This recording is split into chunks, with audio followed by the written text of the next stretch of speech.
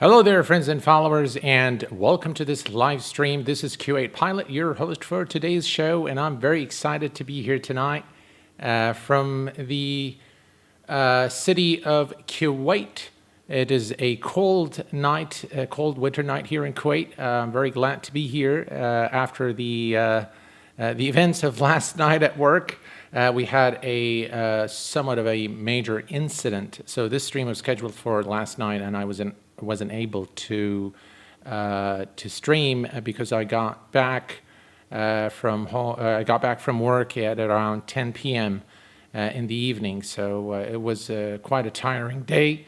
But the good thing is we got the issue fixed, and I'm right here back on the channel and streaming live tonight.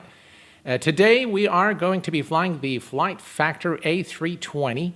We are JetBlue, flight 1153, service from Atlanta to Florida, and Orlando, Florida, that is. I'm very excited again to be here finally, and I want to welcome all of you guys to the stream.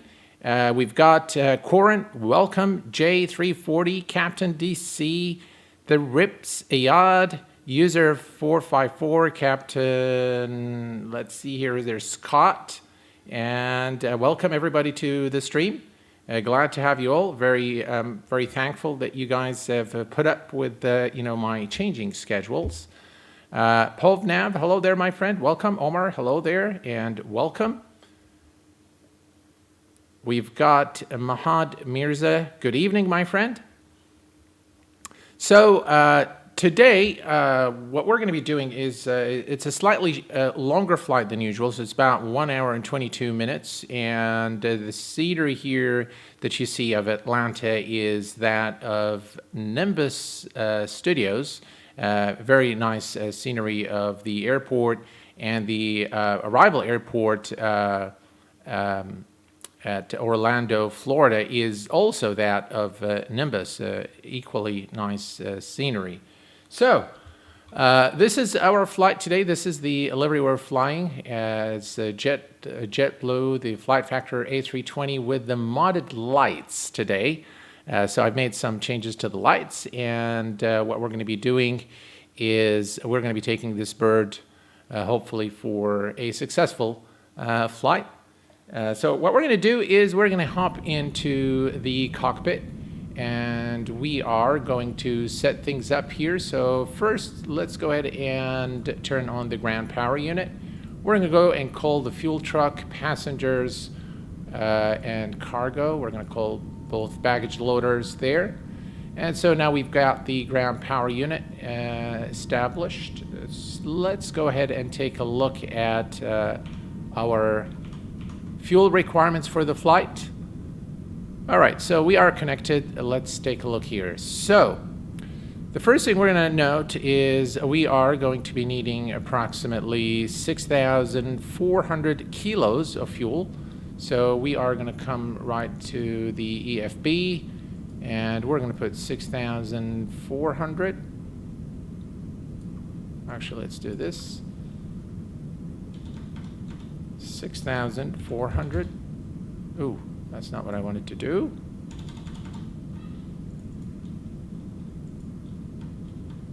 All right, 6,400. And we're going to say set.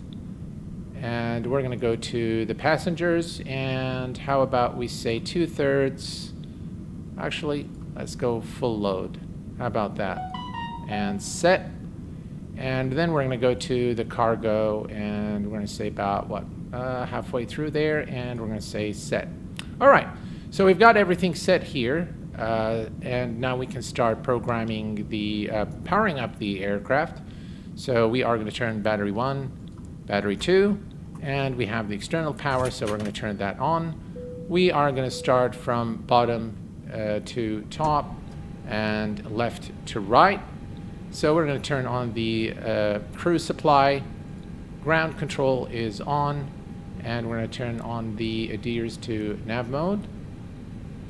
Next, we are going to set the seatbelt sign and non-smoking sign to on, arm the emergency lights. We're going to turn on the nav lights. In fact, you you should turn the nav lights just right before taxi. So, but we're just going to go ahead and turn it on anyways. Everything here looks good. We're going to turn on our fuel pumps. Fuel pumps are turned on, and we're going to make sure that, yep, everything is turned on here, so all's looking good there. And by the way, this radio panel here is seldom used. I don't think it is used in the real aircraft.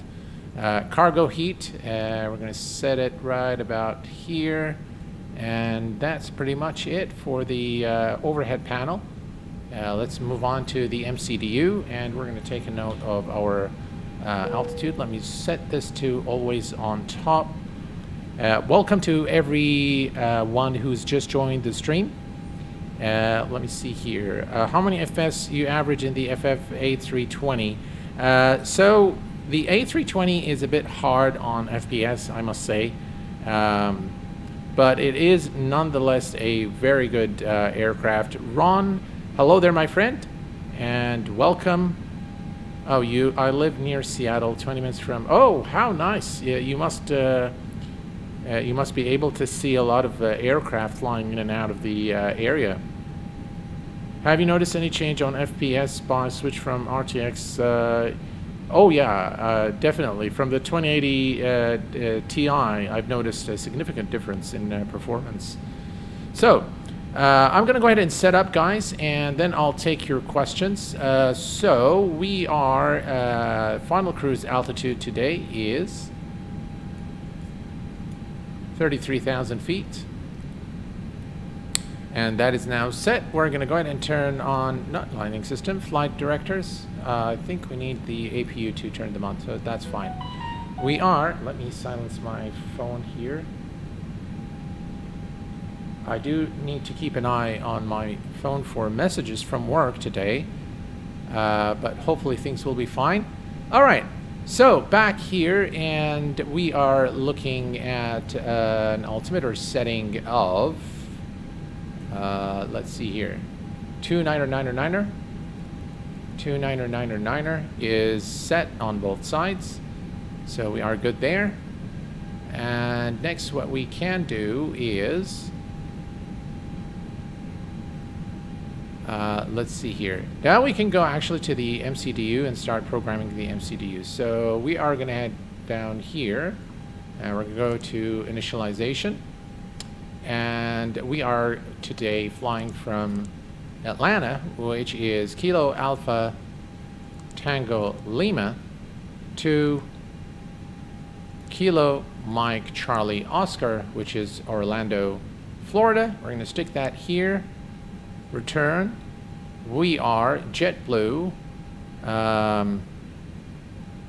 So JetBlue is the IATA code is Bravo 6, but I believe it's JBU. That's the ICO code. So we are going to enter that. Where is it? BU 1153. And the cost index is 5. Cruise altitude 330. That is set. Line on reference. Confirm alignment and return. We're going to go to the next page, and we're going to request the fuel 6.4. As you can see, the zero fuel weight and the zero fuel weight center of gravity is automatically set in the Flight Factor A320. So we are good there. We're going to go to the flight plan. And by the way, this is the one of the rare occasions where I do not test the flight before I actually stream it. So we'll see what happens. Let's go to the flight plan right down here. All right, so we're departing today, runway 27 right, through the Smoltz 2 departure. We're going to go to Atlanta, select the departure, and we are going to select runway 27 right. 27 right, that's the one there. And the departure is this one here, the Smoltz Zulu 2 departure. And we're going to insert. And then we're going to go to, it's going to direct to wallet.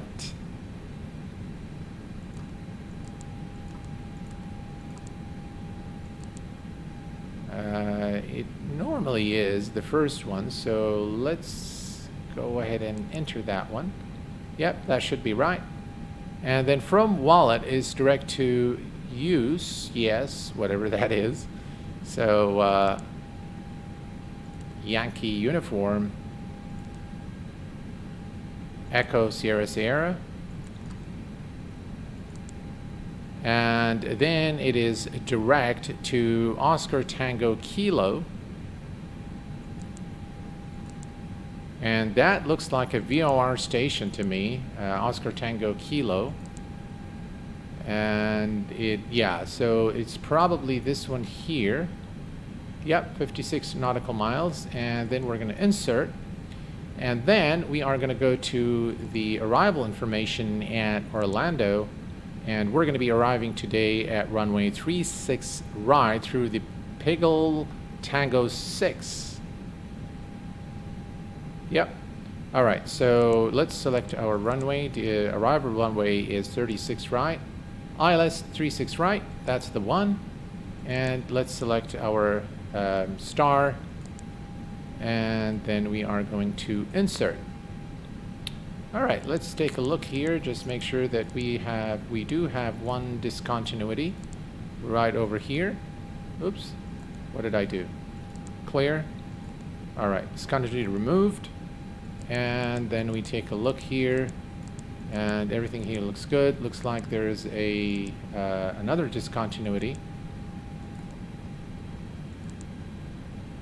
This is the manual. All right, so let me hide SimToolkit Pro.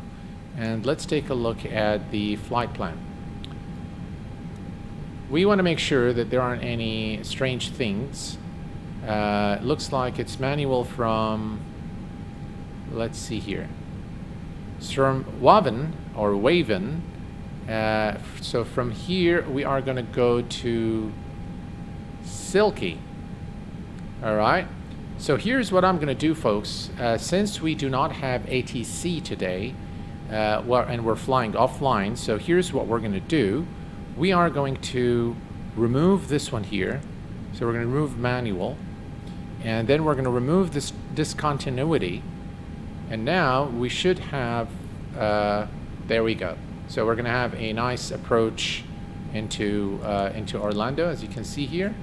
So we're going to come right over there, make the turn, and land runway 36 right at Orlando. Should be a nice approach. It's a beautiful airport to arrive at, especially during nighttime. Next, folks, we are going to go to the performance page. And from the performance page, we're going to need just one piece of information here, performance data, which is the trim position. We can just say actually set. And we are going to select V1, V-rotate, and 138 for V1, the decision speed. And flaps 1 today for departure, flex 57. And we are now good.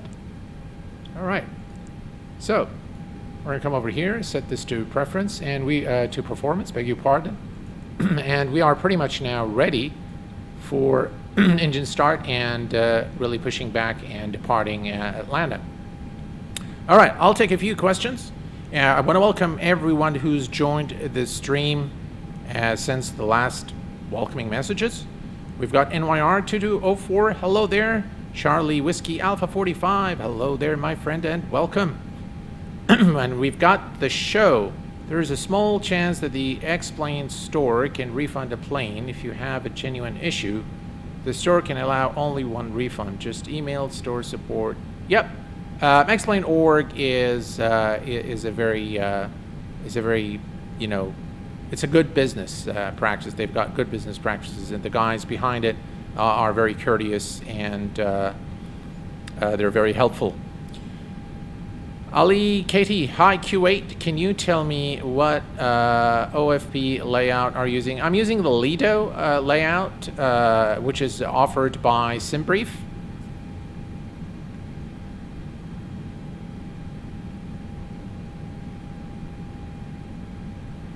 Yeah, the timetables do work, but let me tell you what the trick is.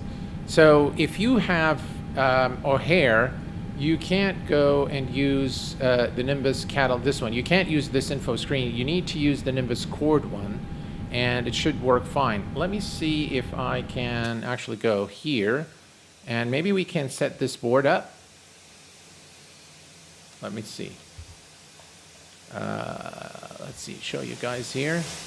Let's see if we can set this board up, but just remember that if you have Chicago O'Hare, you need to go to the Cord, O'Hare National Airport and set the destination. So we're gonna set the destination to Charlie Mike, Charlie Oscar, and the departing time, we'll say 18:15, okay? And we're gonna say accept.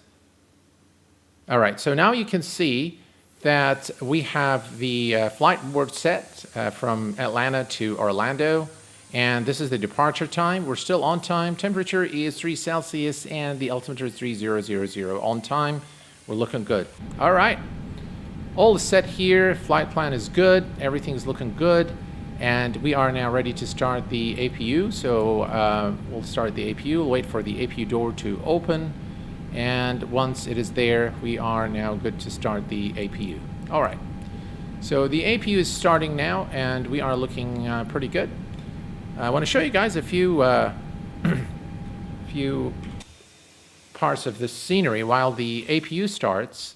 So this is the Nimbus Atlanta International Airport, a very well-made airport in my view. It's got some nice, some baked textures, or nice reflections.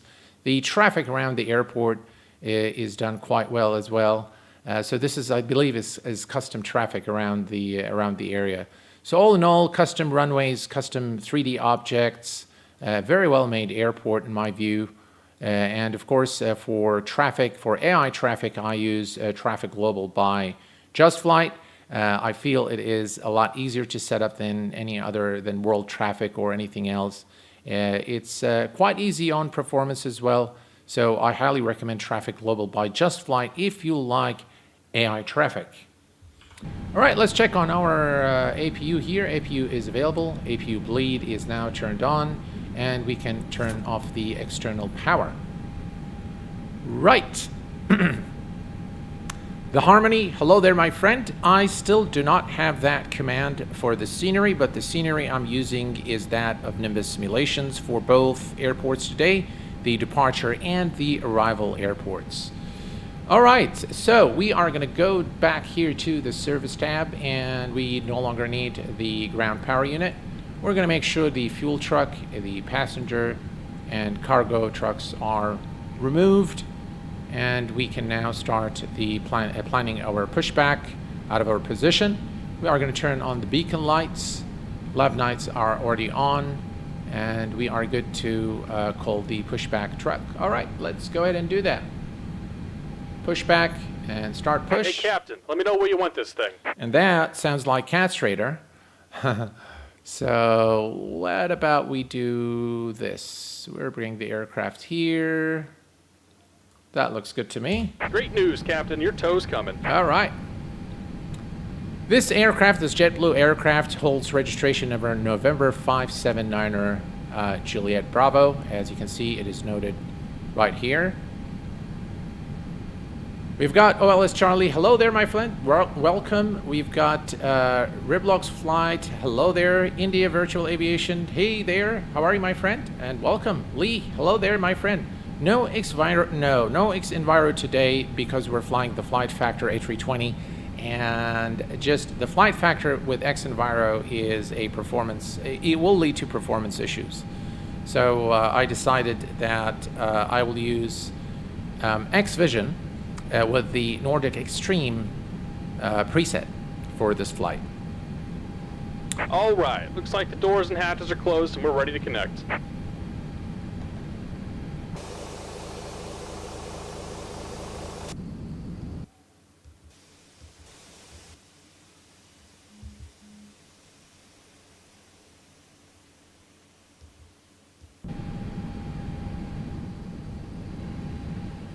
Forgot where my views are. There we go.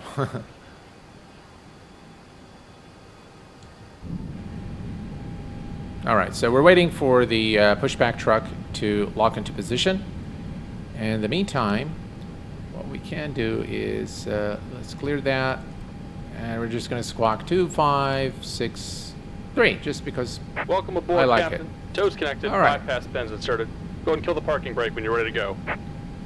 All right, we got AvGeek. Hello there, my friend, and welcome. All right, we are good to go, ladies and gentlemen. Let's, ooh. What's up with that? All right, let's release the parking brake. Here comes the pushback. Light them up. All right, and we have clearance to start our engines. So we are gonna start engine mode selector to start, and we're gonna start with the engine number 2 first. Engine number 2, pushback started. We can see the engine spooling down here. There we go.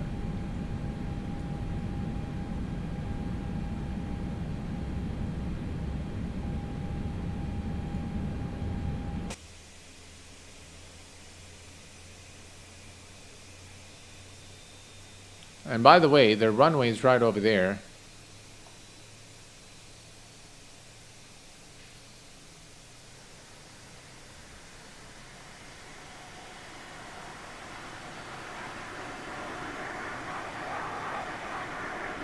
Gotta love those engine sounds.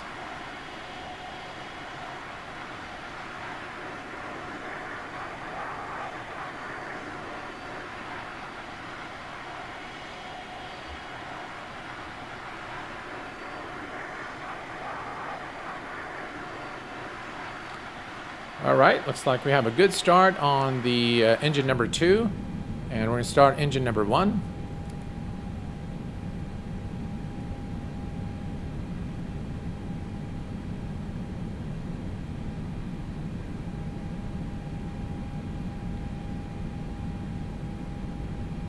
Ayad says, I would like to see a flight from Kuwait to Jordan in Microsoft Flight Simulator 2020. Well, I'm going to plan a number of flights in that region, in the days to come. Perhaps a shorter flight, maybe from Cairo to Jordan, something like that. Definitely planning those in the coming days. All right, and we are going to, I think we have a good start on both engines now. So we're going to set the engine mode selector to normal. And we're going to flaps 1, arm the speed brake, emergency or auto brakes to maximum. And we can now turn off the APU bleed and APU master.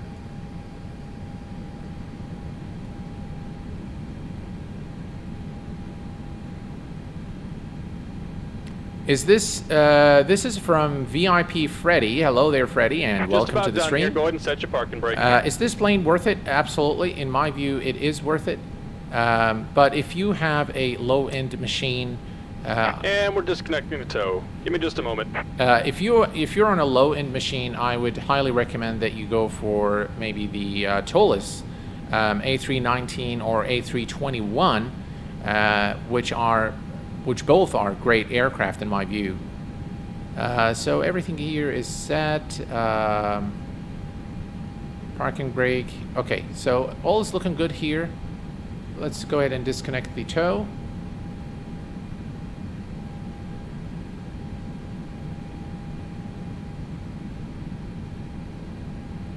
And let's see here. Could you please fly around Poland in MSFS 2020? Sure. Yeah. Steve, 1975. Hey, buddy, how are you? Quick question. After having tested Microsoft Flight Simulator, do you still prefer X-Plane 11, or will you move to Microsoft Flight Simulator? Well, I still prefer X-Plane for the most part. But yeah, I will be. So I ran this poll on my Instagram. And it looks like the majority of you guys would like me to create more content for Microsoft Flight Simulator, so that's exactly what I'm going to do. Alrighty, so we are ready to go. Let's go ahead and turn on the taxi lights, runway turn-off lights, And let's see, wing lights.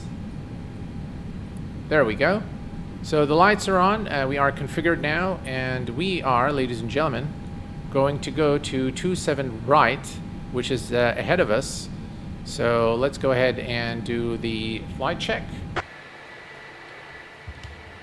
Full up, full down, full left, full right, pedal, full left, full right, flight controls, check OK.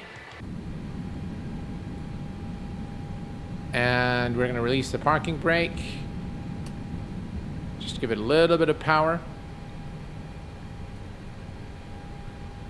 Pedal brakes pressed.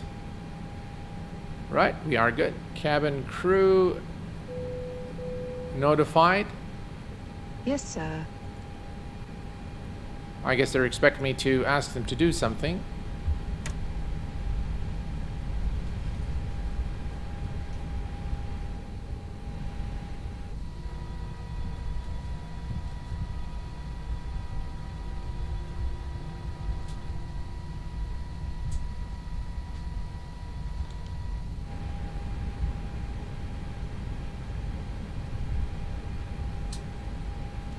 And we are now on our way to the runway.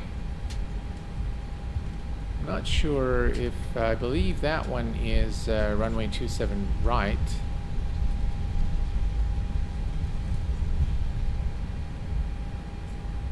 If I'm not mistaken, that's where the other aircraft is heading. But I'm not exactly sure. So what I'm going to do is I'm going to cheat a little bit. That's left, so this one is right. Okay. So we're heading in the right direction. Alrighty. Do you have a plan to fly around remote area? I suggest you fly around Papua New Guinea. Yeah, why not? Oh, is Papua Indonesia? Yeah, I mean, if you guys have any suggestions, just so that I don't forget, and you'd like me to do something, please do post it either in my Discord, or you can send me direct messages on Instagram if that's what you prefer to do, or post it on Facebook, or in the description section of the video, and I'll make sure I make a note of it and fly, you know, in those locations that you guys prefer.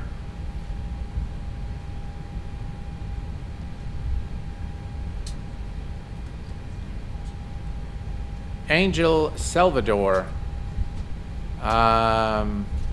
Saludos de Mex. I'm not sure if I said that okay, but I guess it says greetings from Mexico, probably. And hello there, my friend, and welcome. DJ, hello there, my friend. Marco. Mahu, all of you guys who've just joined us, welcome.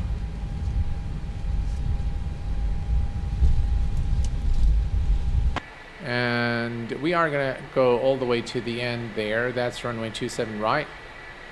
Just look at this scenery. It looks pretty good.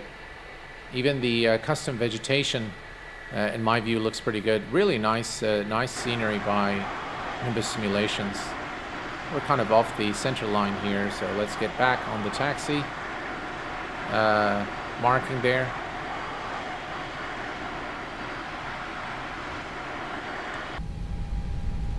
There we go.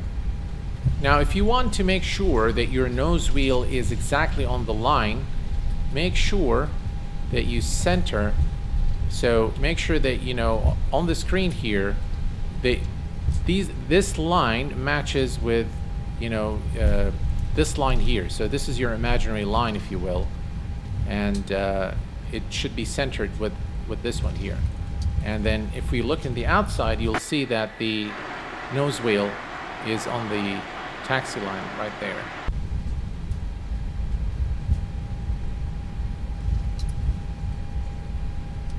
Right, we're coming up to runway 27 right, ladies and gentlemen. We've been cleared for departure. Right, let's go ahead and bring the terrain on ND. And we're we're going to turn on the weather system. All is good here.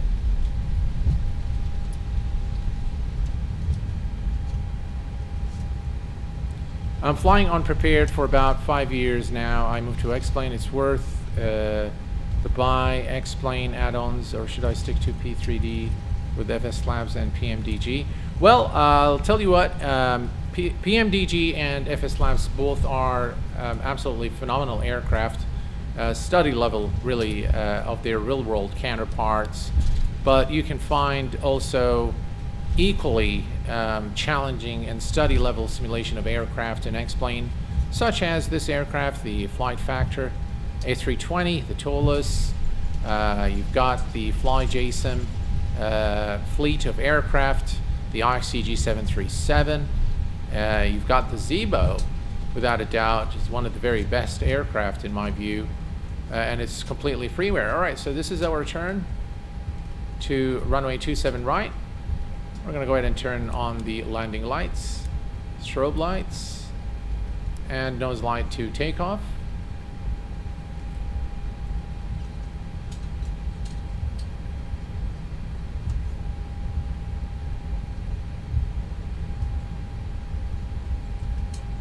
Approaching 27 right.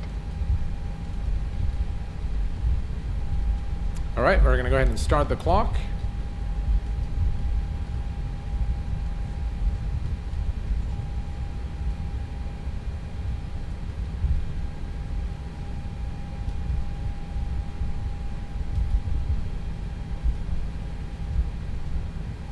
All right, folks. So goodbye, Atlanta. Hello, Orlando, Florida. On runway 27 right. And we are lined up here for departure. Right.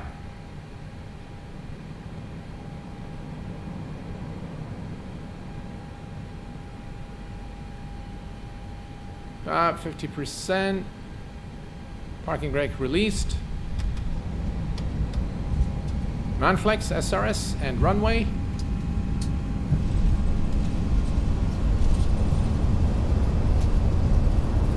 Some wind there, I tell you. 100 knots checked.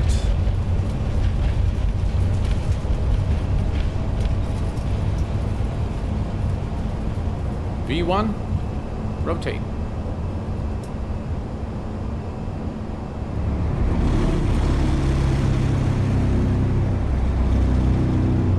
Wow, look at the wind. Whoa.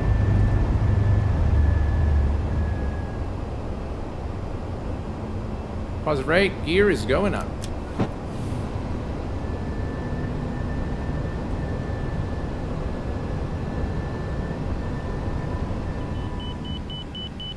All right, well, looking good.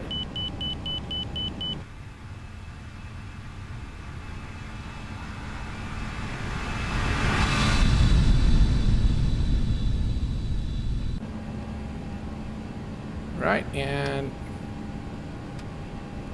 thrust climb is set.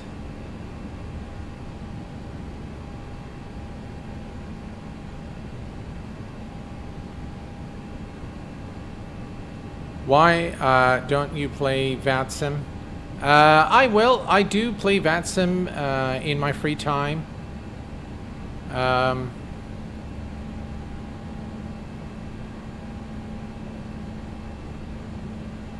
I am definitely running Xvision James, and that's the Nordic preset.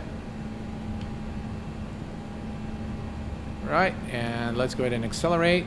Right, let's go ahead and turn on the autopilot. Autopilot is now engaged.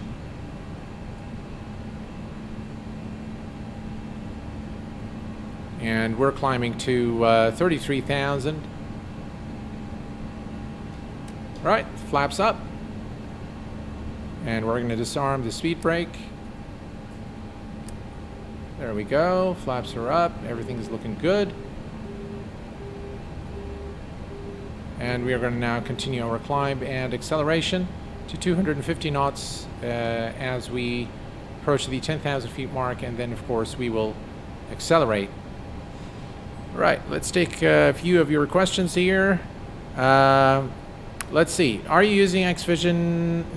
Which preset? Yes, I am using X-Vision, the Nordic Extreme preset. AvGeek09er, I would recommend a flight from Echo Papa Golf Delta to Echo Papa Kilo Kilo. Flight time around 1 hour. Keep flying this route in X-Plane 11. And I was okay. Well, thank you very much, AvGeek, for the recommendation. I will be sure to remember that for my next flight. Ashley is asking, can I play X-Plane 11 with PS4 controller and keyboard as I do with MSFS 2020? Well, you can play X-Plane definitely with a keyboard. I haven't tried the PS4 controller. If it's detected by X-Plane, then you can definitely use it, but I haven't tried it, to be honest. Wing view. All right, let's set the wing view. There you go. That's a wing view there for you.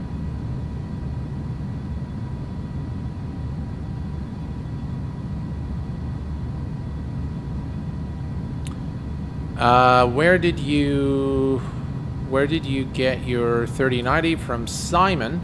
Well, I've got it here locally at one of the local computer stores, and it was an expensive piece of hardware, but yeah, I got it locally here from one of the local stores. Stan, hello there, my friend, and welcome. What do you estimate the FPS cost is for X-Vision? Well, I think it depends on the situation, for the most part, whether it's cloudy or not, what time of day it is. So if during nighttime, definitely there is a slightly higher hit on FPS because of the lights. But overall, the new version, version 2, is actually pretty optimized for Vulkan and X-Plane 11. So I quite like it and enjoy it very much. I would say if you're on a mid-range machine and you use X-Vision, don't use the extreme version of the preset. So you can just use either the classic or the impressive for Lua, but avoid the Nordic Extreme preset as it might be slightly heavy on FPS. Captain on board says Tolus A320 or Flight Factor A320. Tolus do not have an A320. They have an A321 and an A319.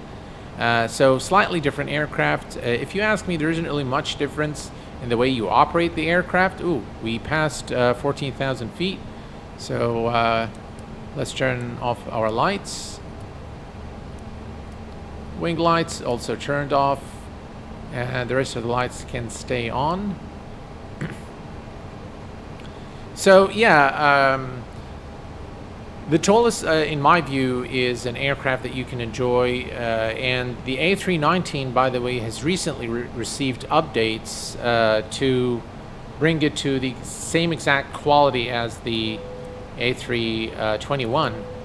All right, so cabin crew is released, and fasten seatbelt signs has been turned off now.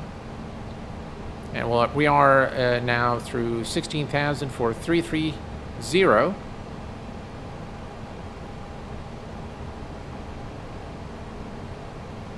Aviation Dreamer, Captain on board, Flight Factor A320. Yeah, I completely respect that opinion.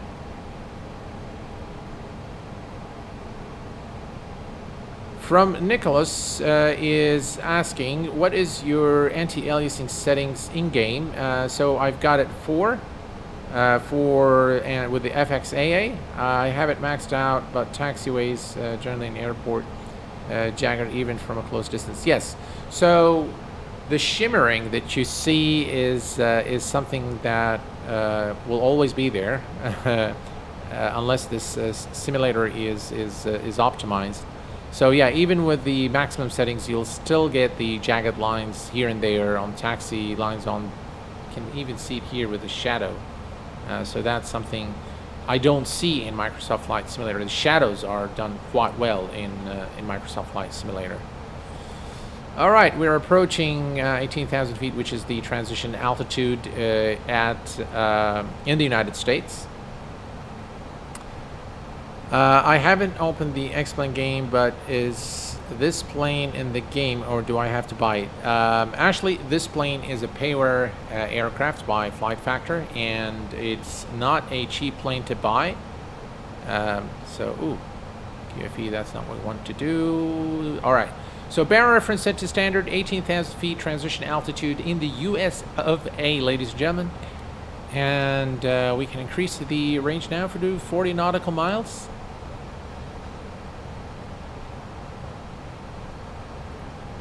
So yeah, it is a separate aircraft that you will have to purchase.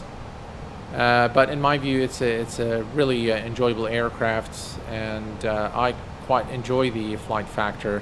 If they just optimize the aircraft a little more for performance, I think it would be it is still one of the best aircrafts in X-Plane, in my view.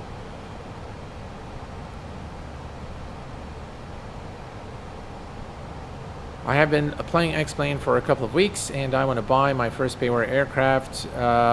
Which one should I get? Well, if you haven't tried the Zibo 737, I would highly recommend that you try it first. But there are a lot of payware aircraft, so it really depends on whether you want to get an airliner or you want a GA aircraft. There is plenty of choice for X-Plane.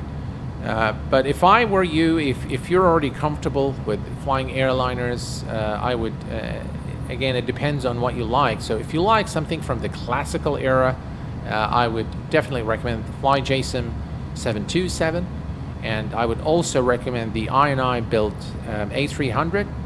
Both are classic aircraft and quite a challenge and fun to fly. You can also go for the Rotate MD-80. I've done recently a flight, really enjoyable aircraft, and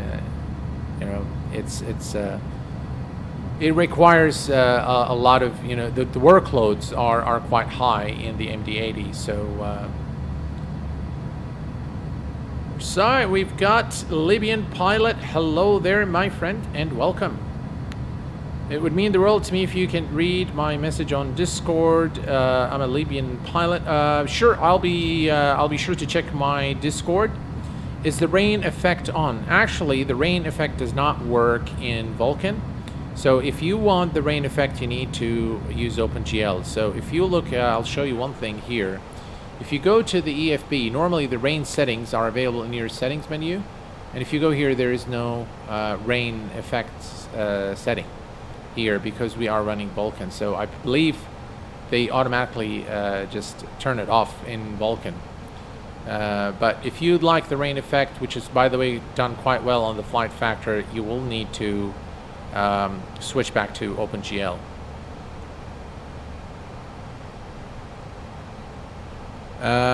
Do you have an opinion on the use of virtual reality? Well, virtual reality definitely is, it increases the immersion. It really puts you in the mood for, to really enjoy flying an aircraft. So everything looks very real. It's a step closer to reality. Some people like it, some people don't. As a matter of personal preference, I personally love VR. I like it very much. I've tried it. Unfortunately, it causes a lot of dizziness and nausea. So I've been asked or advised by my doctor not to use VR for health reasons. But when I did try it, I tried it with DCS, by the way. I tried it with X-Plane and with P3D. It's phenomenal. I've used it for other things as well. So there are some programs where you can go and explore the Earth and explore cities and what have you. And I found it to be a really fun and enjoyable experience. But for flight simulation specifically, it made me feel a bit, nauseated. So yeah, I stay away from VR, but I know a lot of people like it.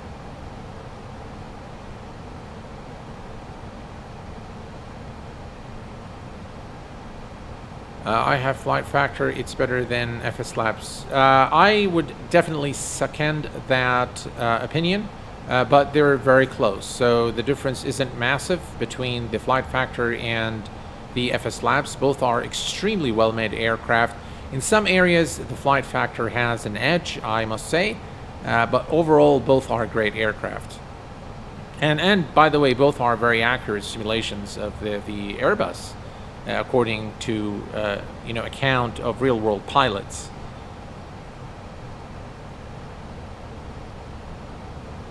Which Soviet aircraft in XP? So there is an aircraft, I can't recall the name now.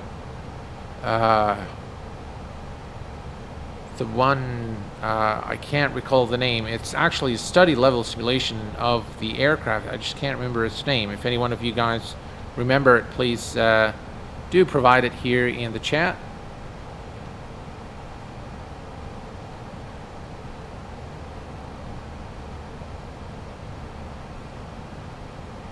Yes, the Tu-44.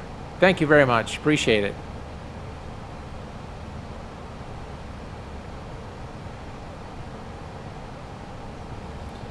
All right, folks, we are at 27,000 feet for 330. I don't think we need those lights now, so I'm going to go ahead and turn off those lights. And as things get darker, then maybe we'll introduce the lights once more. But as of right now, we are good. Let's go ahead and switch to external view.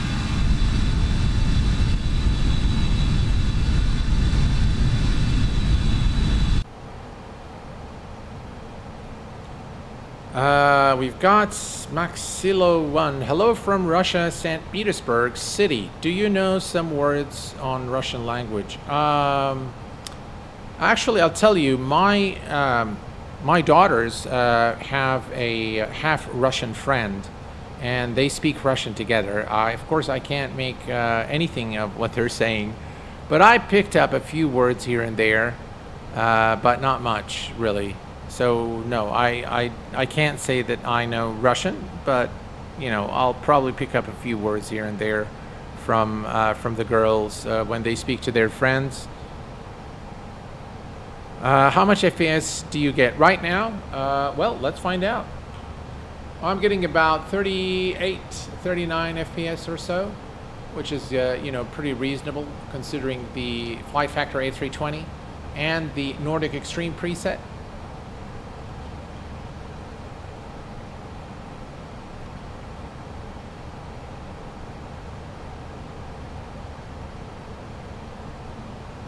Which software is this? I'm not sure which software you're referring to.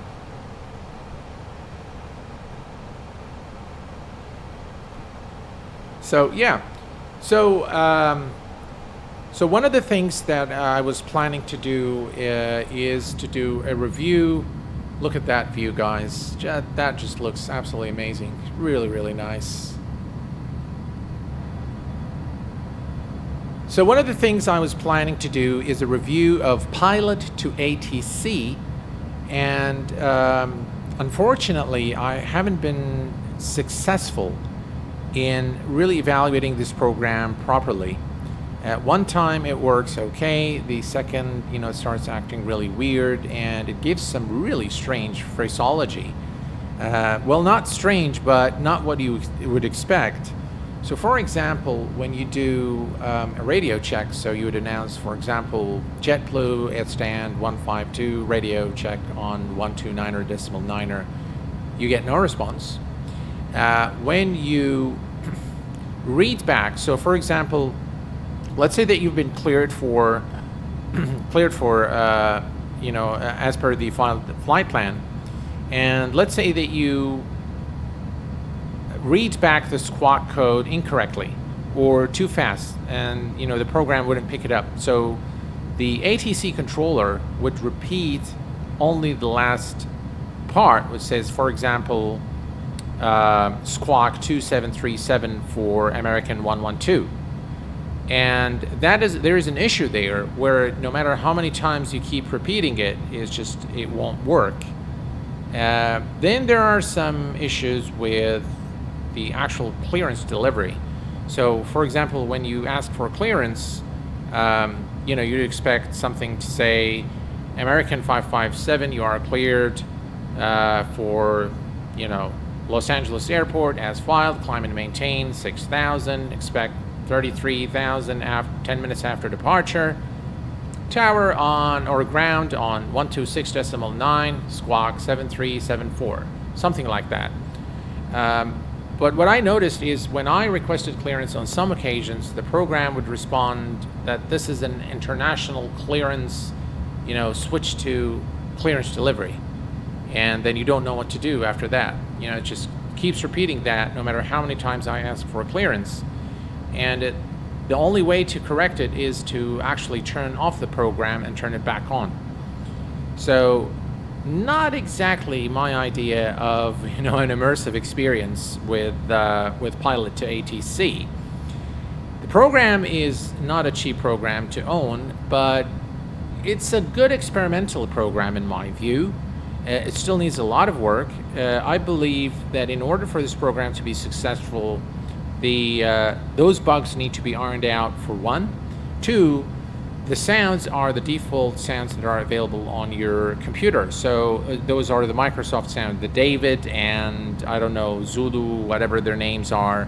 Of course, you can install additional languages and you'll get more sounds that way. So you'll get an Irish voice, British voice. But the thing is, I think we've reached cruise altitude now of 33,000 feet.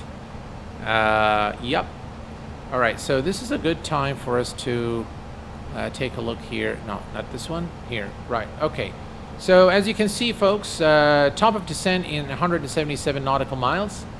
So we have still quite a way to get to our destination. And the nice thing is we're going to arrive into Orlando around nighttime, and so we'll be able to see all the nice lights, and we'll also be able to see the modded lights of the A320 during nighttime.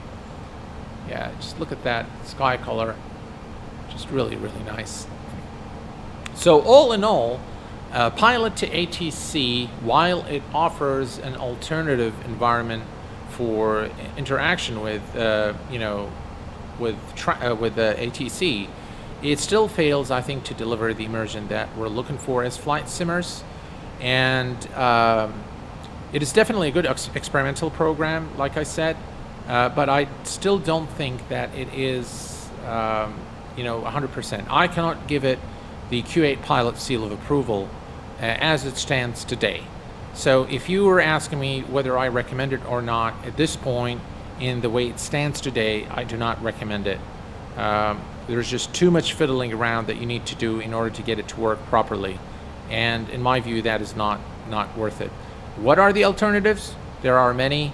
I believe Pilot Edge, IVAO, VATSIM, all of these I think are equally fun to fly. Pilot Edge, I know the controllers are extremely professional, and some of them are actually real-world controllers. VATSIM and IVAO, the same. Some of them are just hobbyists like we are. But I think all three networks offer really a good experience and good level of interaction. All right, let's take another look. You can't get third-party voices for Pilot to ATC. It looks like no, you can. So whether you can install on your computer and you can access from the sound settings, from the voice recognition settings, those are the sounds that you'll be able to use with Pilot to ATC. They're very robotic, to be very honest. So, yeah, I mean, to me, it just kills there's nothing better than hearing a real human voice. If you like, to fly with ATC, nothing comes close to it. There are other programs like PF something that works with multi-crew experience, and you can get really nice voices, human voices, recorded human voices. But then again, it gets repetitious, so you'll get the same thing over and over, and it gets kind of boring. What free Boeing 747 do you recommend? Well, there is the default 747 that ships with X-Plane, and there's a mod for that 747 which kind of adds a little bit, better textures and some better systems to it. So definitely, if you're looking for a 747, you can search for the 747 mod for X-Plane, and you should be able to find the mod for the default one that comes with X-Plane. Are you using True Earth Florida? No, I am not using True Earth Florida. I do have it. I haven't installed it yet, but hopefully in the next flight it will be there. Downside of Pilot Edge is the single time zone they operate in. When you live in Europe, that is a bit of an issue. Actually, it's bigger of an issue for me because I live in Kuwait. So getting Pilot Edge, getting the coverage is always an issue. But I've tried Pilot Edge for a while when I was on leave, and Pilot Edge is actually very, very good. The software they use is very well polished. There is a ton of resources on the Pilot Edge website if you're just starting out. They've got some really good tutorials. So definitely very resourceful network if you want to try and learn, the ropes of air traffic controller and how to speak to ATC while you're flying. And by the way, I tell you guys, it's a completely different experience because the workloads are tremendously higher, and but you get used to it with time. The first time you do it, I'll tell you, you'll feel intimidated. I felt that way. It wasn't very easy. So I had a pencil and a piece of paper and start, writing, and I'll tell you at some point I started sweating just looking at the paper and trying to remember the frequencies. But I think you get used to it with time. It becomes really second nature after 3-4 flights. But I tell you, once you do a couple of flights using real-world ATC through Pilot Edge, IVAO, or VATSIM, it's very hard to go back to offline. I do offline because it's more relaxed for the stream. I get to tell you guys whatever, and I get to answer more of your questions, tell you about all the different software. So it is for streaming. I feel it reduces my workload to flying offline. But if you guys absolutely want me to do VATSIM or Pilot Edge, I'll definitely be more than happy to do it.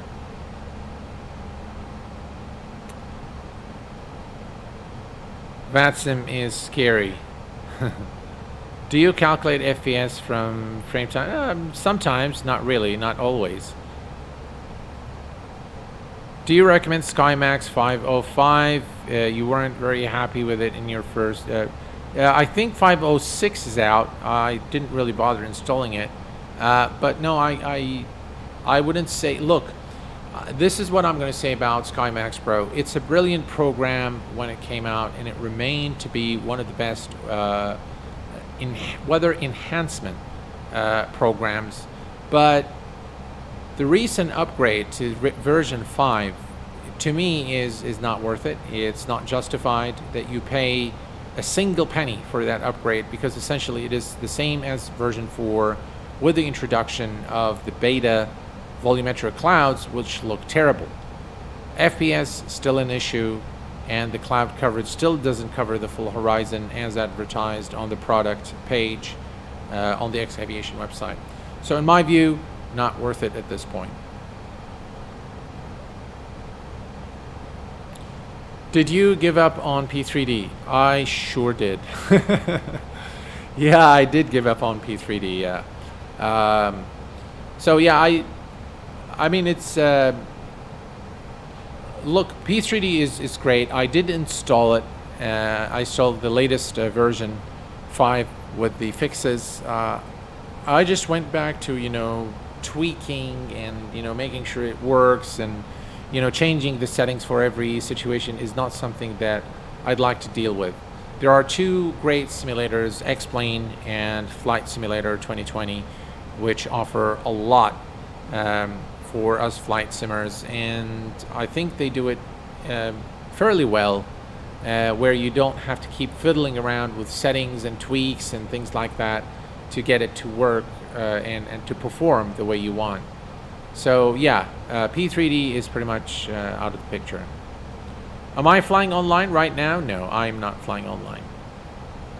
Traffic Global, do you like it? Absolutely. I love Traffic Global. I think it is by far the best AI traffic program available for X-Plane 11. TOLUS A321 or Flight Factor A320? Well, if you had to make a choice, I'd definitely go for the TOLUS A321. If you had to choose between the two.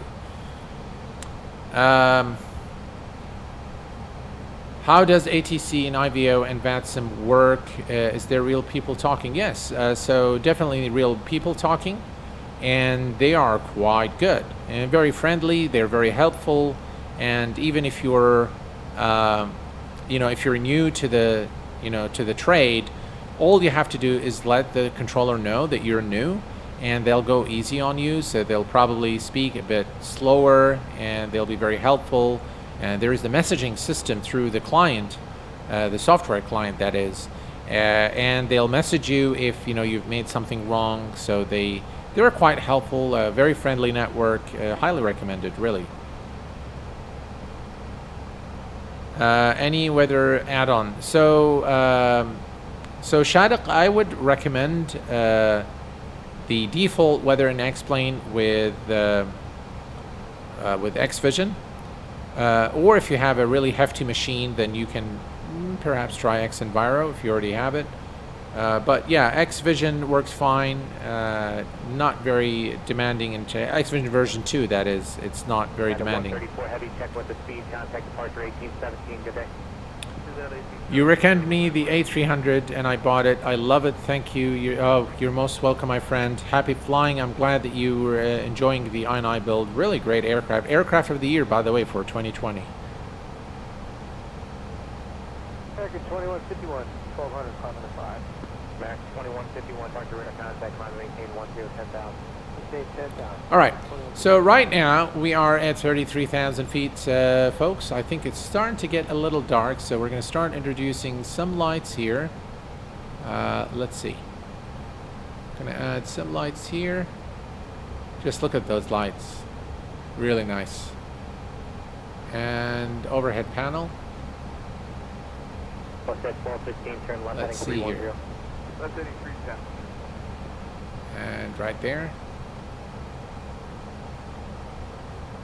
4600 traffic, no factor, climb and maintain 15,000. All right, cockpit lights are now operational. There we go. And you know what? Let me show you tables. They've got this really nice red color. What do you think of that, folks? Looks pretty good, huh? RJ Flight, hello there. Hey Q8, quick question regarding the Flight Factor A320. I've had an issue as of recently with the terrain radar not functioning, displaying correctly on Vulcan. Is this the case for you as well? Well, if you increase the range, should be fine. Let's see here.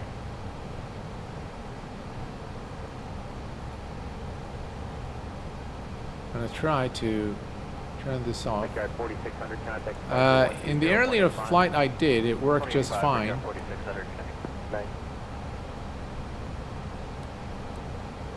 But I'm not getting anything. It's working fine. There's the terrain radar, so it's working just fine, yeah.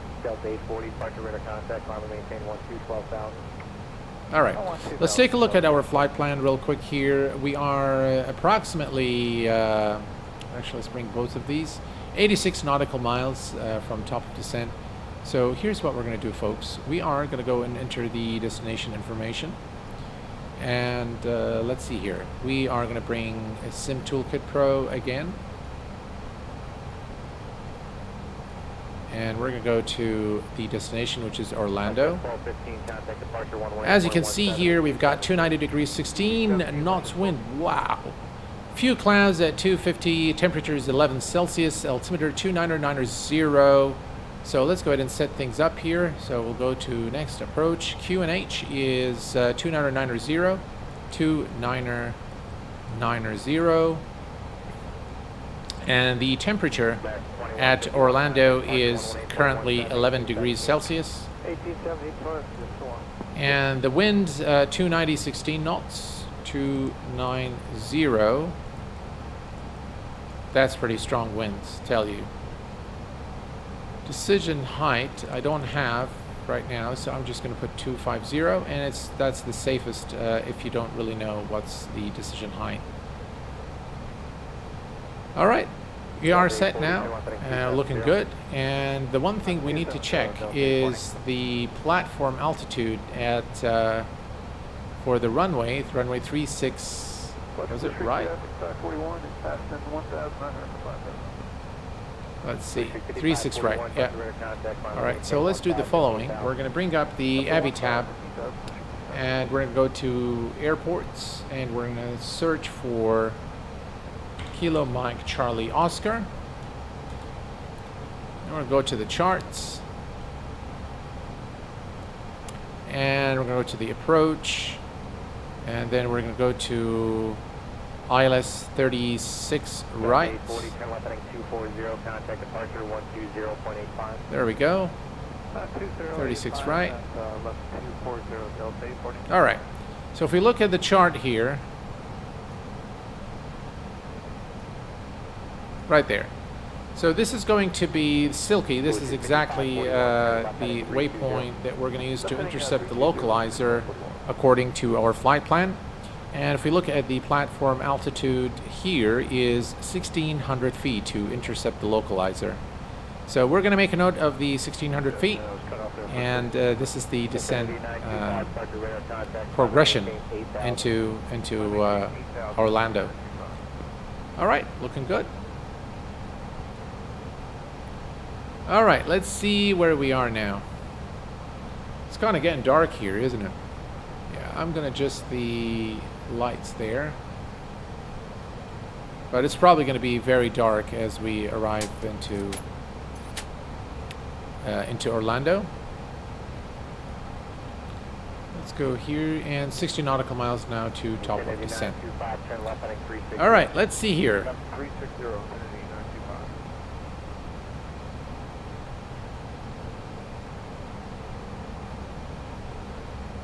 Right, let's give you guys a wing view.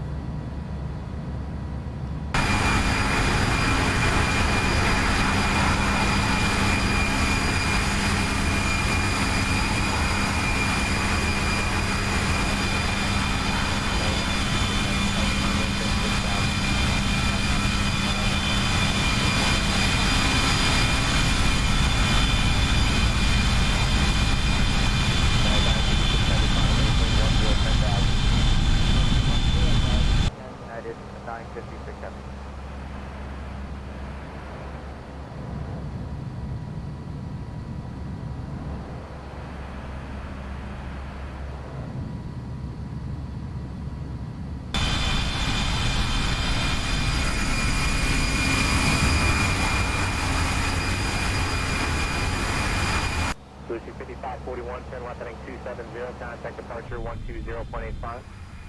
That's 270 and 120.5, is that correct? 2085, Lucy 5541. Just look at that view. Absolutely amazing.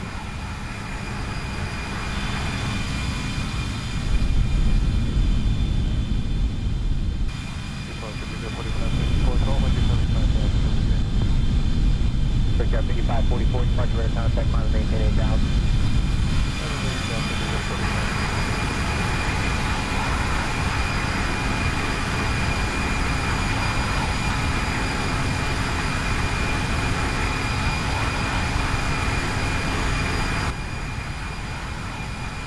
United 956 Heavy, terminating 090.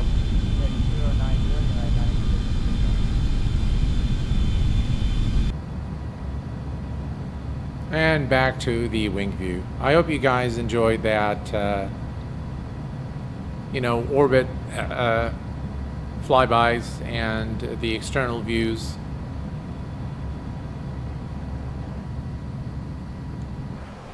Right, back to the cockpit. 108925, turn left heading 310. Left 310, 108925. All right, let's take a look here real quick. So we are getting closer to our top of descent mark, 40 nautical miles. Let's go ahead and reset the MCP altitude to 1600 feet.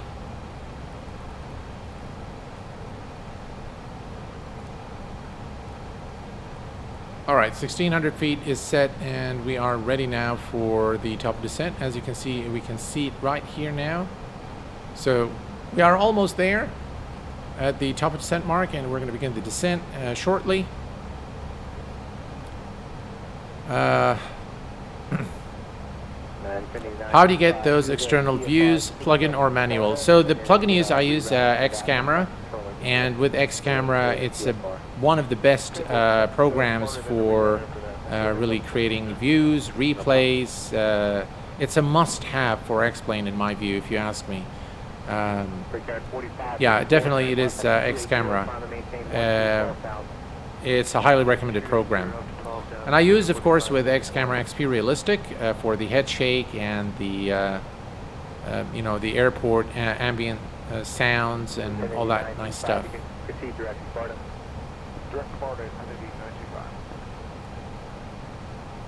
I need your PC configuration. All right, so for the config, just type exclamation specs. You should be able to get all my specs, and for the monitor, just type in exclamation monitor, and you should be able to get my monitor as well.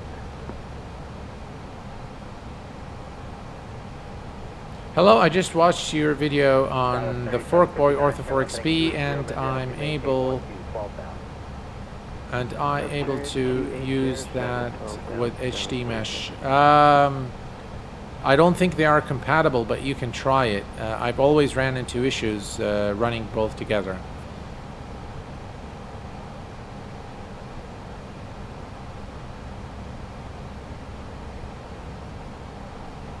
Southwest 1738, 1,300 for 5,000. Southwest 1738, departure radar contact, final maintain 8,000. Maintain 8,000, Southwest 1738. I'm not sure why some of your comments are kind of being held for review. Strange. So, another thing that I was about to make a review of on the channel, but I decided that I'm going to do it as a live review, is Skypark by Parallel 42. Skypark is essentially a job generation program for Microsoft Flight Simulator. It is quite polished. They've got this really nice iPad that you can use, and yeah, it does look very good in my view. It's a nice program for job generation, and then you earn money and you earn some karma points and what have you. It's a well-made program. It works pretty well. It works as advertised, but it is it's limited, I think, in what it offers you guys. So if you're looking for just job generation and you're bored of flying, you know, around the same places that you are familiar with, and you want something new, then it would definitely provide you that experience. And we're going to be making a live review of Skypark. I'll show you all its features and how it works and all that good stuff. But there's, you know, it's not by any stretch of the imagination a tycoon type program where, you know, you have a company, and it's nothing like that. Now, believe it or not, I'm not a big fan of those, you know, tools or those programs, you know, the tycoon games. I just like to fly the airplane and, you know, learn the ropes of, you know, how to aviate, navigate, and communicate in the flight sim world. But those programs have their, you know, their user base. There are a lot of people who really enjoy, you know, setting up companies and doing things like that. So yeah, I mean, I'll review both, I think, on the channel at some point. But those were my, you know, initial kind of thoughts on both of them, Skypark and On Air. Both are, you know, very good programs. They do different things, so they would probably appeal to different, you know, different target markets in our niche, you know, flight sim community.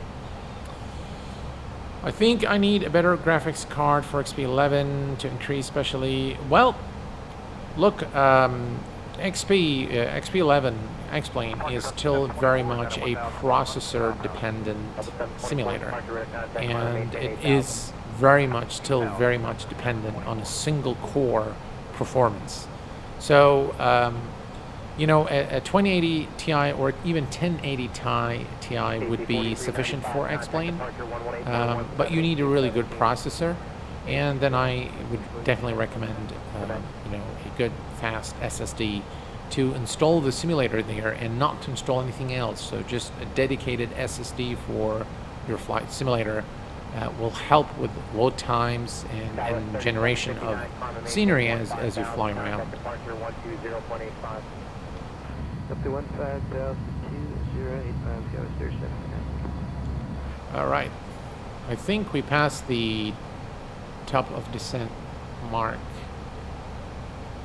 So I'm going to go ahead and initiate the descent.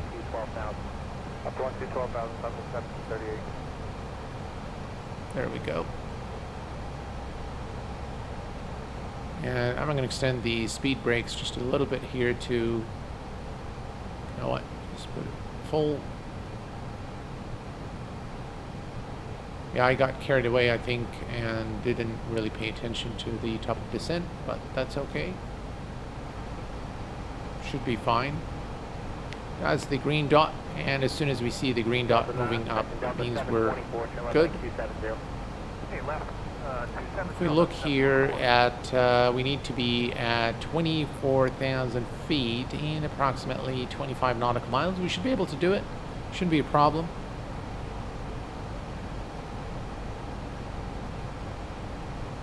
All right, I'm going to go ahead and turn on the seatbelt sign and non-smoking signs.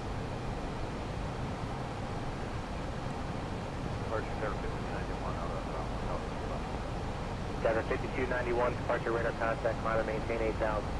So. I live in the USA. I came from London 2 weeks ago. How nice. It's nice to be able to travel freely in, you know, in this kind of exceptional time that the world is going through.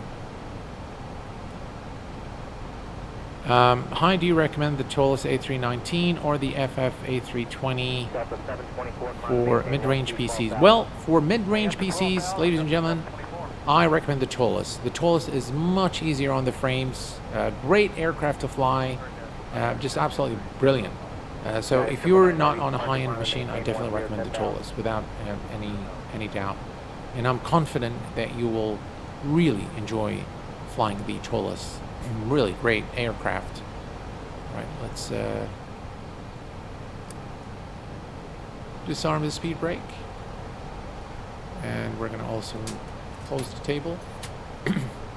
All right, so we are looking good, and we are now, in terms of the altitude, I think we're looking good now. We are at 28,000 for 1,600 feet.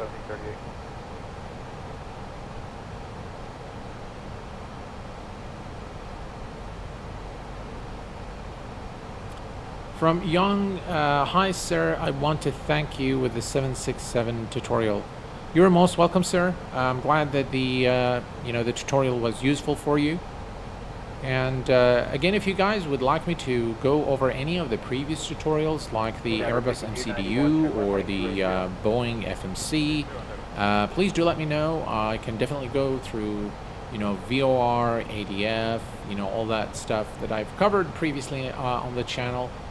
But if you want me to do it on a specific aircraft, I'll be more than happy to do that as well. I'm still really waiting for the Fly JSON -Q8. That's -8. I'm really waiting for that aircraft. I really can't wait. I've been watching Fly JSON. So Jack working on the aircraft on his Twitch channel. He streams every now and then the development, you know, while he's actually working on it. So it's quite fun actually watching him write code and, you know, just really seeing the aircraft being built from the ground up. Really waiting for that aircraft to become available. JetBlue 2791, departure radar Proper contact, flight maintain sim 9000. on a console, not gonna happen, I'm afraid. Fly Blue, today, when I was approaching the runway, I took the autopilot off and realized that my joystick wasn't working. Ooh. That's pretty bad, isn't it?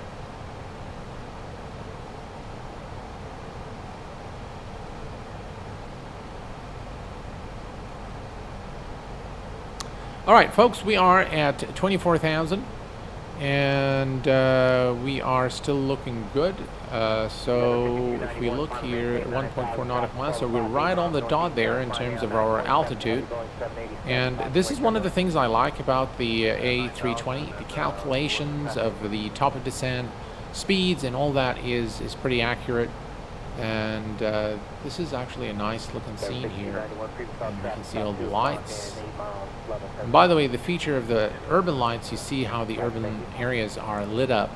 That's a feature of X-Vision. So you would not get the same effect that you see here on with X-Plane default lights, for example. So this is the working of X-Vision.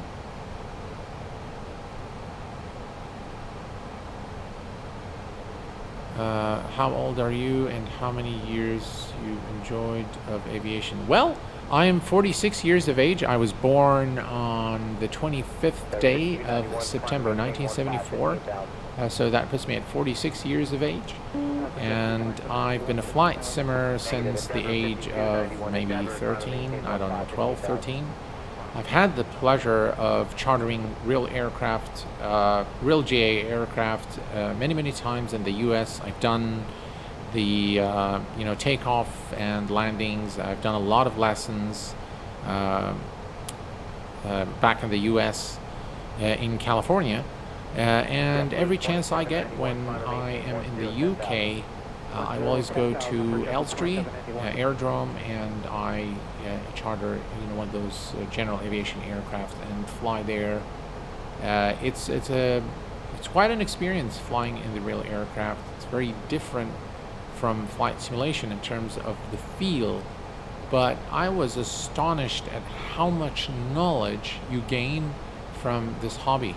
And when you get in real aircraft, a lot of the knowledge that you gain in flight simulation is quite helpful, and really gives you an edge over someone who's just flying for fun. For example, we're sitting in the aircraft for the first time.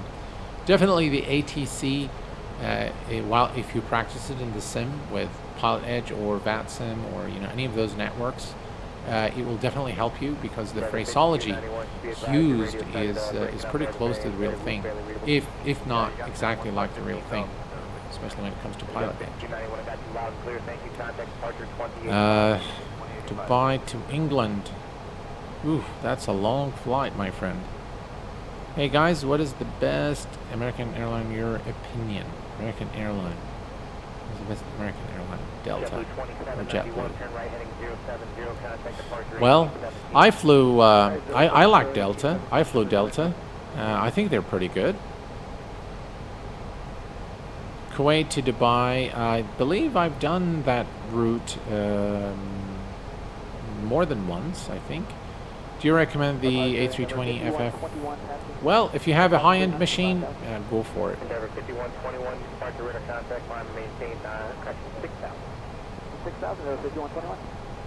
JetBlue is the best.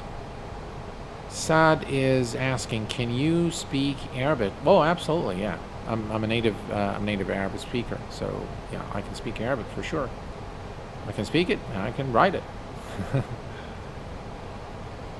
All right, so folks, if we look at, you can see the airport far in the distance now, and I'm going to decrease the range here a little bit, and we're going to take a note of our altitude, which is about 18,000 feet, so we're getting close to our transition altitude.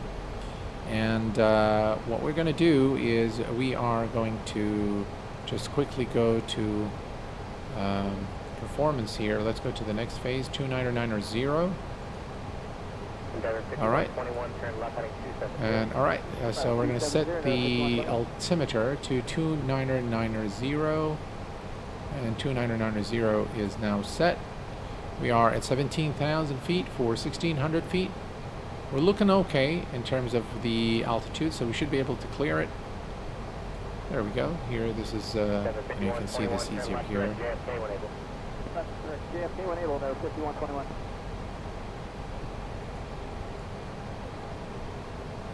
All right. So at this point, what I'm going to do is I am going to decrease our speed. So I'm going to go to manual speed, and I'm going to reduce our speed to 215 knots. We're going to extend the speed brake to bring the speed down a bit quicker. 75121, departure 135.9. So long. Again for 5121. Contact 135.9. 35.9, Endeavor 5121 long.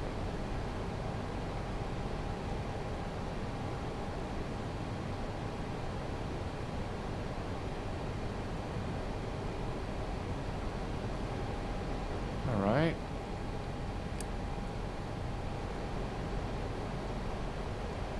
Departure Sky 4847 is Let's see, 1600 is still set. All's looking good. And we are a bit too high now.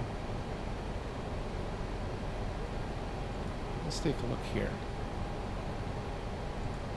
All right, you know what? Let me go ahead and put this back to manage speed.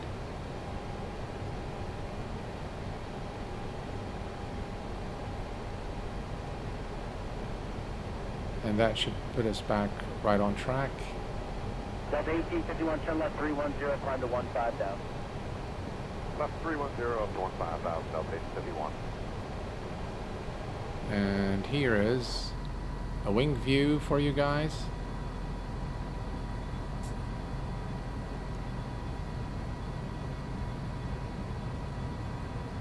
Guy with 4847, climb maintain 15, 15,000. 15, 15,000, got 4847.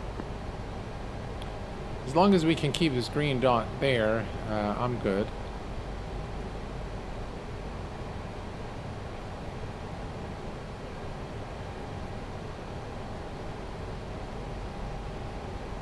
That's the airport now, we can see it, and for some reason I feel that we're just a bit too high.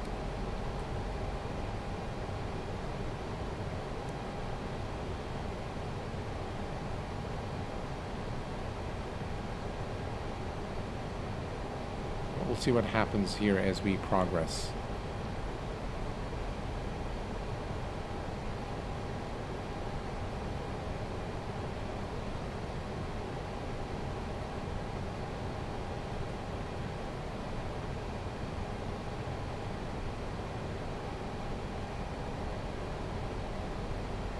Alright, so we are now approaching the 10,000 feet mark.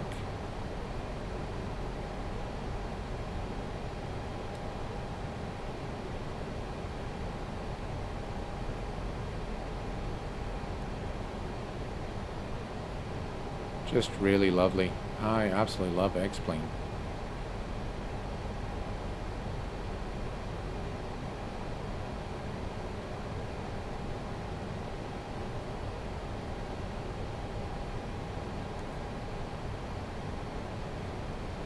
And here's external view.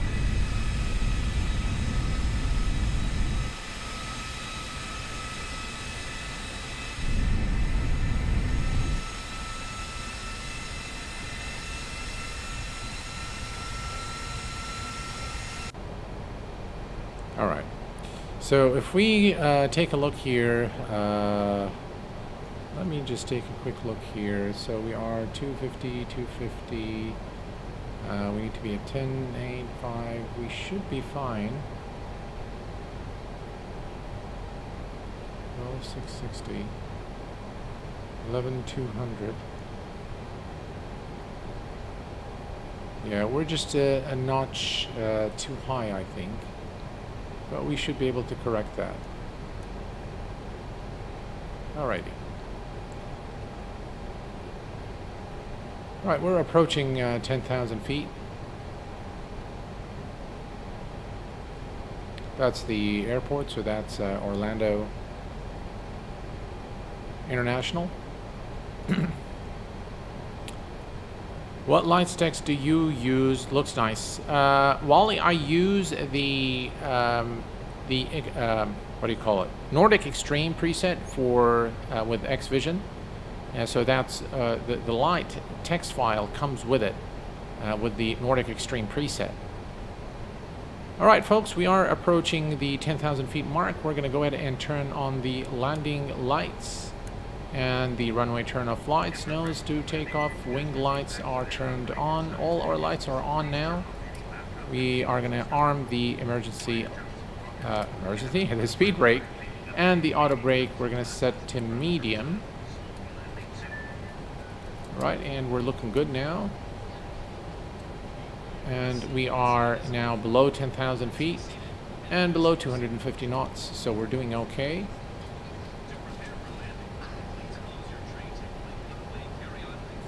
Yeah, I think we should be fine.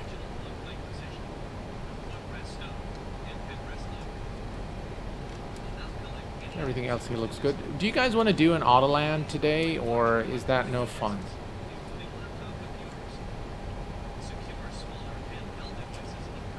The clouds are a bit bizarre. Yeah, kind of. I mean, they don't look exactly, you know, the clouds have always been an issue in X-Plane. They've never looked realistic. The most realistic clouds in X-Plane are those of X-Enviro. I think they look phenomenal, really. But then at the expense of performance, of course. So not always a you know, a good choice if you have, you know, a low-end machine. All right, we are at 8,000 for 1,600. That's the platform altitude. We're looking okay for our approach into Orlando.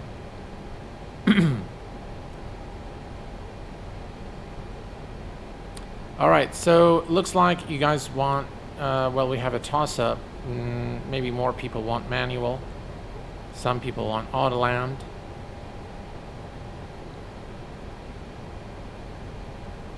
Auto land, please.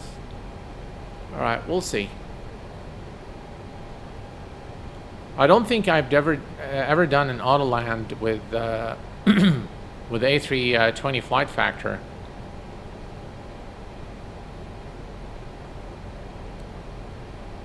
All right, so we are at 7,000 for 1,600.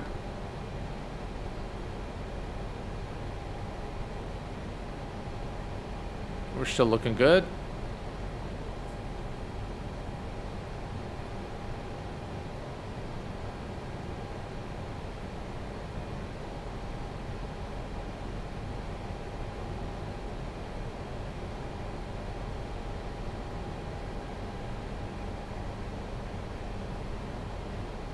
Alright, let's see here. Right, it looks like most of you guys would like a manual landing, so that's what I'm going to do. You didn't read my comment. I'm sorry, Nois Khan. I'm really sorry. Were you sending something to me? I wasn't sure. It's just the chat is moving so fast.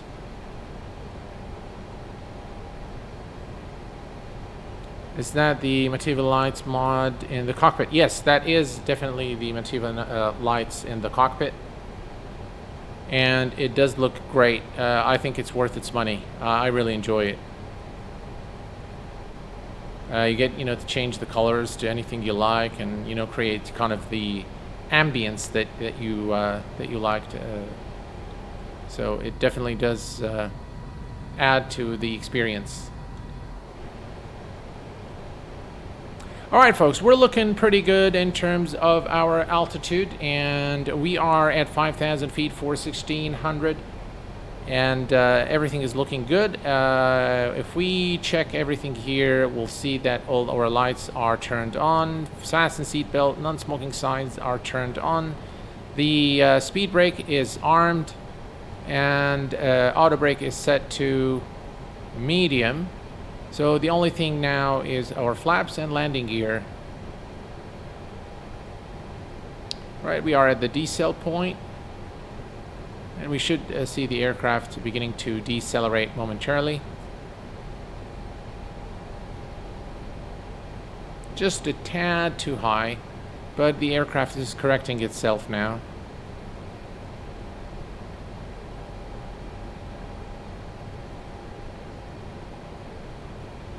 All right, and at this point we're going to go to approach.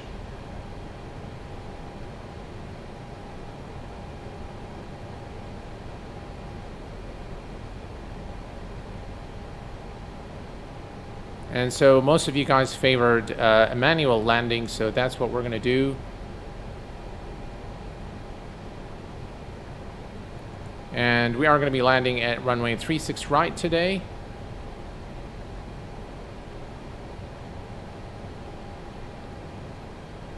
And as you can see now, the speed started decreasing. There we go. Approach phase activated.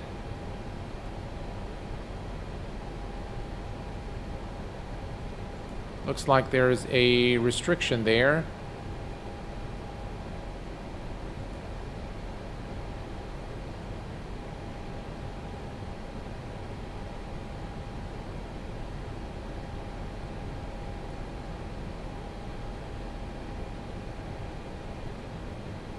All right, and speed check, flaps 1.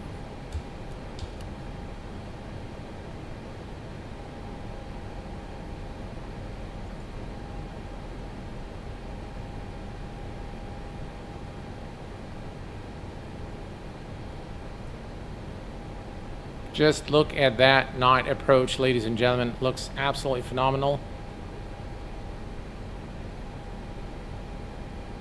And it looks like we have a really strong crosswind, 16 knots. Yeah, we're a tad too low now, but that's fine. Just look at that.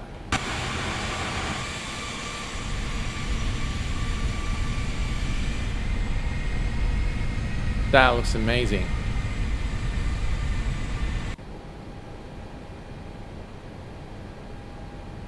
Right, we are continuing our descent to 1,600 feet. Speed check, flaps 2. 2,500. Just right on the dot there.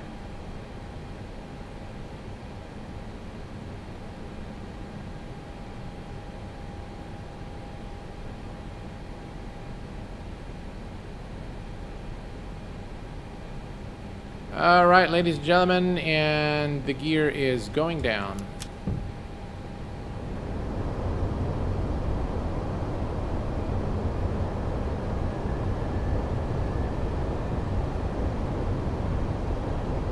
Beautiful approach into Orlando, Florida. Speed check, and flaps 3 and flaps 4.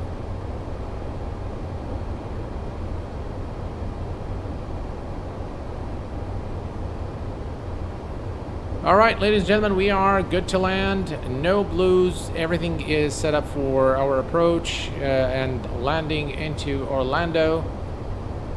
And at about 1,000 feet, we are going to disconnect the autopilot and land the plane manually.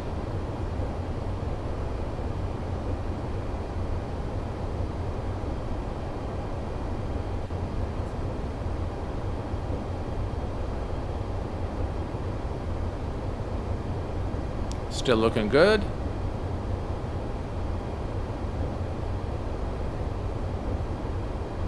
And we're going to expect some strong crosswind there.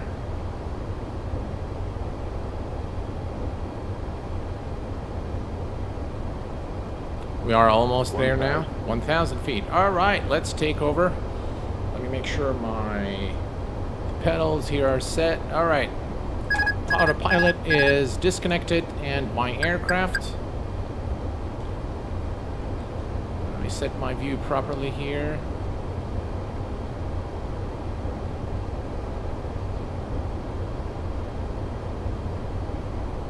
Approaching 36 right. Tell you guys, really strong crosswind there.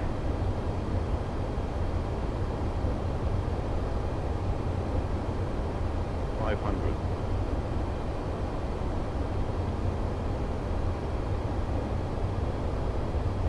Wow. Quite a battle here to keep the aircraft coming in nicely. 100 above. 300. Minimum. Continue. 200.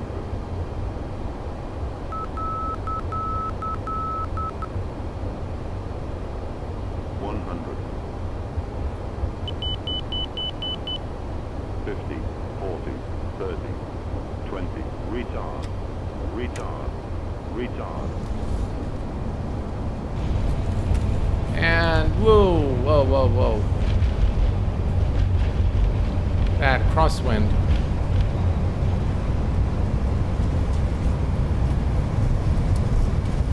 Knots, manual braking. Wow, it was really difficult keeping the aircraft on the center line. Now you guys can read the landing rate. I can't read it, so you guys let me know. Wow, really, 422. Wow, that's really bad.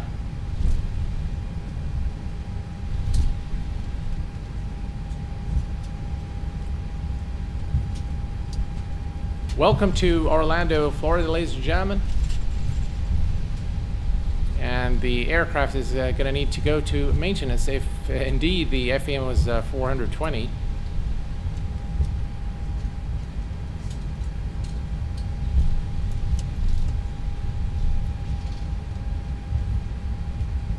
We're going to take a look at the landing just momentarily here as we bring the aircraft to a complete stop at the gate.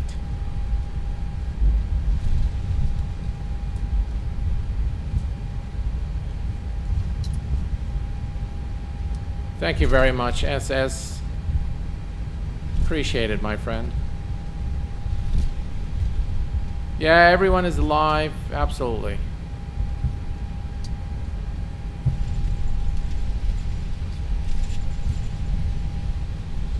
I love this airport by Nimbus Simulation Studios.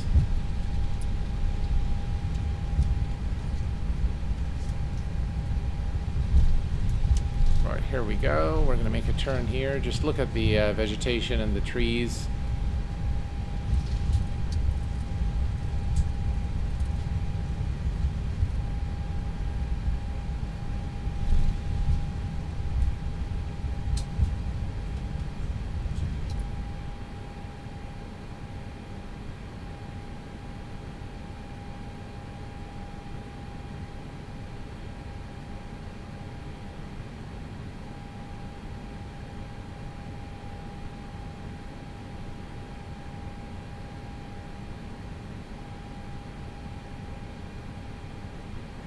Alrighty. Parking brake set, and we did not turn on the APU, but that's fine. Let's go ahead and track the flaps, disarm the speed brake, and kill the engines. Alright, so here's what we're going to do. We are going to take a look at our landing. So let's do the following. Let's bring the replay, and I'll take it a bit further back. I think that works. Ooh, I lost my chat there. All right. Here we go.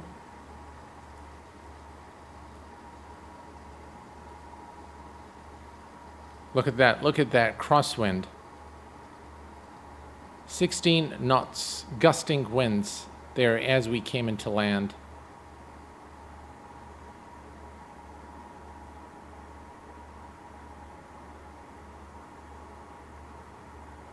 That's one way to shut down the plane. Absolutely, yeah, just kill the engines.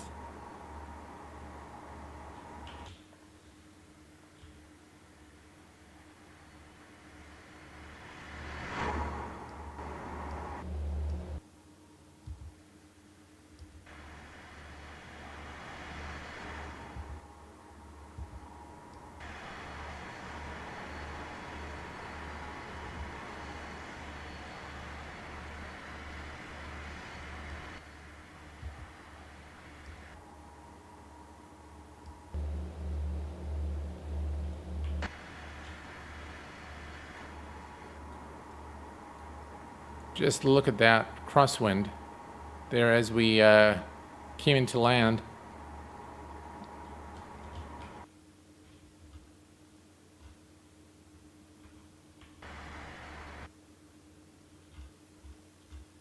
Still too far.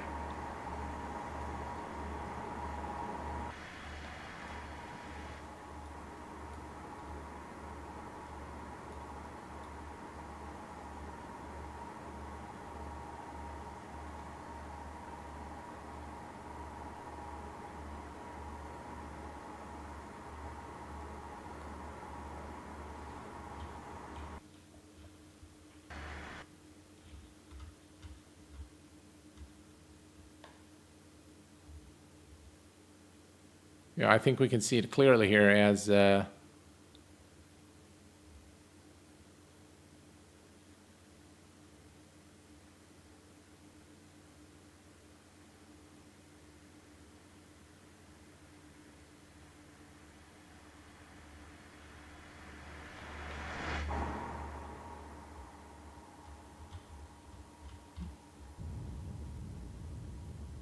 wow, just look at that. That's really strong wind. Don't know what it's doing there.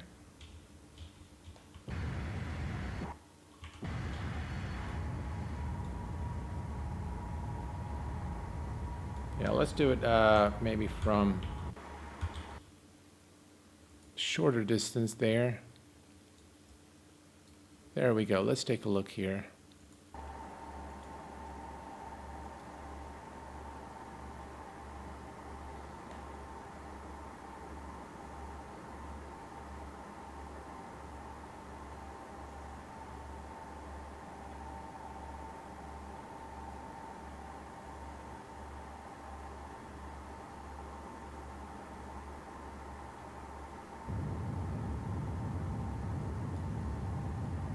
Didn't look that bad. Didn't look at, 400, but